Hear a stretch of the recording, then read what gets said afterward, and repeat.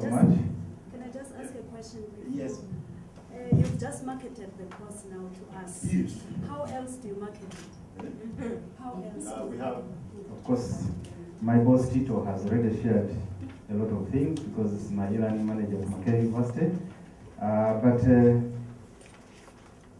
One thing that he didn't share is that our e-learning, the e-learning at Makerere University is actually e-learning for formal learning, not e-learning for informal or non-informal learning.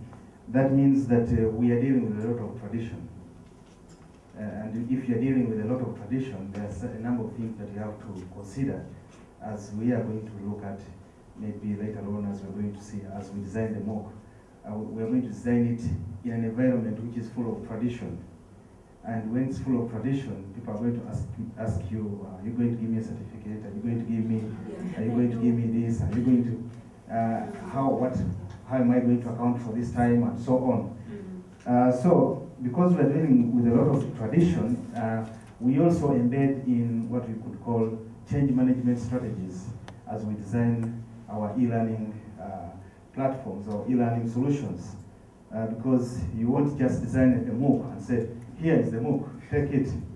As you said, you have to motivate people to be there and be able to come to it.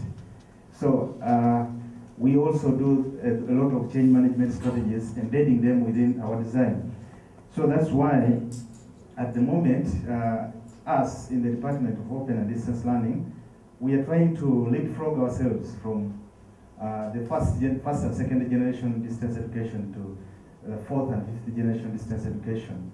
But we are taking into care that particular issue of tradition. So what we are doing is that we are creating a completely new program whose culture from the beginning will be a culture of online or blended learning, so that the people who are coming to take up this particular course or to take up the teaching and the facilitation of this course are actually brought up in the culture of online learning. To, for example, say I want to convert or to transform one of the programs at Makerere University into e-learning and have everybody take it up is quite difficult because they are used to the tradition. So that's why the strategy we are using is to create a new program and have everybody who is working on this program know from the start that this is going to be an online program, train them very well, and facilitate them very well to be able to take up this program as an online program. So once this program is running as an online or blended program, then now the rest of the programs can be able to copy a leaf from this program, and we hope that then the fire will burn. So what are we doing in this tradition? I've already said, but the e-learning that we are doing, for example, in our Department of Open and Distance Education, is mainly supportive e-learning, where we support these traditional students to enhance their learning, because learning is all about access, support, and that kind of thing. So we are supporting them in ICTs or in e-learning platforms that are easily accessible to them.